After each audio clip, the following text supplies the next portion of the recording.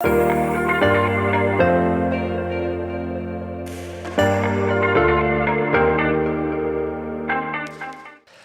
my name is John, and this is Truth Tuesday. So I had an experience on Sunday at church, and I wanted to share it with you because I felt like it kind of taught me something. And maybe it didn't teach me something, but it reminded me of something that I knew in my heart, but reminded me of it. So anyway, what happened was we were in Sunday school with the kids, and sometimes we have a lot of kids, sometimes we have few. This Sunday, I think we had 5 or 6, and that's okay. It was a good time, and it gives me a good time to relate to those kids and connect with them and also teach them the Bible. So this Sunday, we started doing something different. For a while, we've been reading through a book that has Bible stories in it that illustrates it. Well, now what we're doing is we're going through those same stories, we're reading them again, but then instead of asking the kids questions about the stories, we are putting the pictures of the stories in order. And I tell the kids, if you get it wrong, that's okay, but we're going to do it again. We're not going to leave class until we get it right, and we're all going to work together. We're all going to make it happen. So the kids, they say, all right, well, we can do this. We've heard these stories before. We're going to make it happen.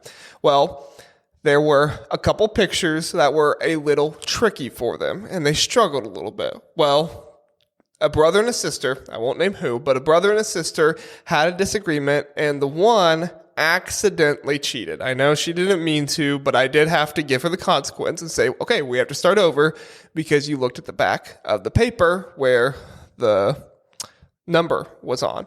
Well, this immediately started a blame party. This immediately started the brother looking at the sister and saying, why, how could you do that? I can't believe you would do that. And the other kids were very gracious and said, oh, it's okay. Mistakes happen. Accidents happen. But of course, the brother was much harder on the sister than everyone else was. And this caused the sister to get pretty upset. She was not happy with herself. She was not happy with the situation. She wasn't happy about the way she was being treated. And so we took a moment and we talked about why did that happen? And what it really came down to for the kids was fear. They feared that they would not be able to put the pictures back in order. Now, obviously, I'm not going to keep them there all morning. I'm not going to keep them there until they get it right. I would eventually help them and make it happen.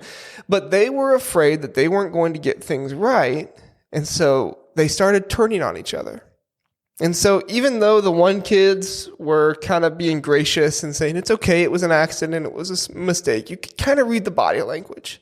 They weren't happy. And it led me to remember how fear can lead us to turn on each other. How when we fear something, it can make us be mean towards one another. It can make us be ungracious toward one another. Maybe we have the outward expression of it's okay, it's an accident, but maybe on the inside we play the blame game and we say, I can't believe you'd do that, or I can't believe this would happen. And we start to get divided. And in our culture today, it happens all the time.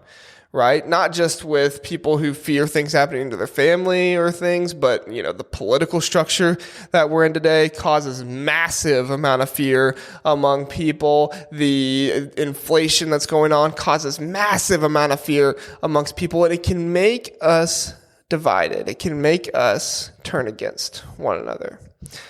But in 2 Timothy, there's a verse, and you've probably heard it before, that I want to remind you of, and I want to read today. 2 Timothy chapter 1, verse 7. This is from the ESV. For God has given us a spirit, not of fear, but of power and love and self-control. Did you know that fear not is the most commanded thing in the Bible? The thing we are commanded to not do the most, right? We think about the Bible and all the commands and how you're supposed to live morally and how it's restrictive. But the thing that it tells us to not do the most is fear not. And I think that's poetic. In fact, 365 times it tells us, fear not. Every single day, fear not. And the Bible tells us that's not what we're given. We are not given a spirit of fear. We don't need to be shy. We don't need to be timid. That's not what we're given, because we have power and love and self-control. Let's look at each of those for a minute, okay? Power. Let's look at Isaiah chapter 41, verse 10. Fear not, for I am with you. Be not dismayed, for I am your God. I will strengthen you. I will help you. I will uphold you with my righteous right hand. Listen, God, the creator of the universe, loves you. He is for you. He is giving you strength. There is no one else that we should ever be more confident in than God. And that's what I tell the kids. When we talk about this verse and we talk about power and how we are being given power, I talk about the confidence that God is there and he is giving us the power, right? If you walk into a room, you're not shy, you're not timid, you're confident because of who God has created you to be, and not just who you have been created to be, but the backing that you have, right? If you have somebody behind you urging you on, pushing you forward, that is giving you confidence and saying, you can do it, go for the gold. And you don't have somebody behind you who's like, well, maybe. You have power. You have the confidence to keep moving forward. And a lot of times that's what fear can do to us. It can restrict us. Not only can it divide us amongst other people, but it can also restrict our relationships. It can restrict our good works. It can restrict our faith. It can restrict us in a lot of different ways.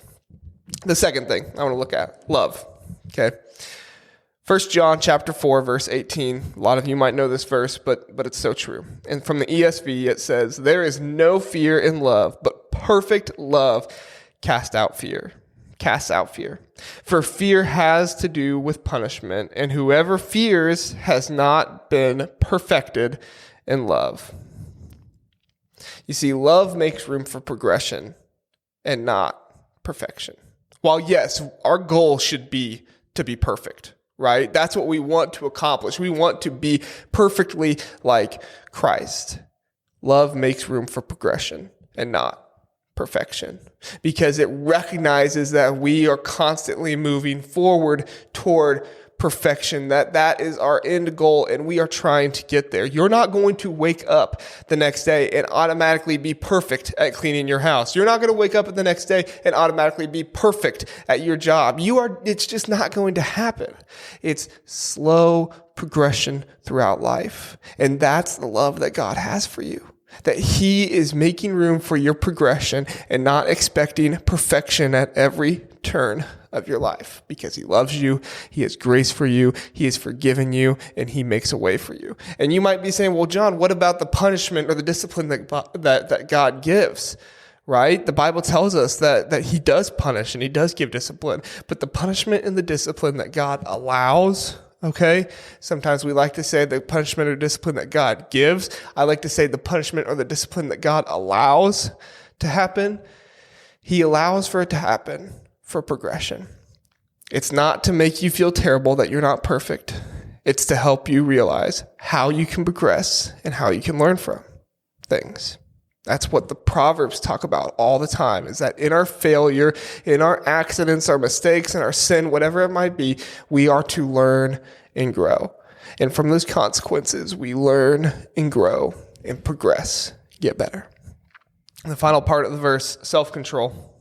In John chapter 14, verse 27, it says, peace I leave with you, my peace I give to you, not as the world gives do I give to you. Let not your hearts be troubled, neither let them be afraid. Self-control. Don't allow yourself to be feared or to fear. Just don't allow yourself to fear, right? And a lot of it is about how we see ourselves. Do we see ourselves as a prisoner of fear, just waiting and trying to stay away as best we can? Or do we see ourselves as God's soldier against fear? Do we see ourselves with the backing of God pushing us forward, saying, you don't have to fear. You can go forward. You can make it happen. You have my power. And a lot of the self-control is in that you would not allow yourself to be feared or to fear, that you would constantly be working against fear, remembering the power that you have, remembering the love that God has for you, that you would be constantly working against fear, not succumbing to the terrible things that might happen and thinking and being anxious and being worried, but constantly working against fear. And that comes in a multitude of different ways. That comes from your mindset, that comes from your relationships, that comes from your habits, that comes in a multitude of ways. But consistently working against fear, not as somebody who's a prisoner of fear, but as a soldier against fear.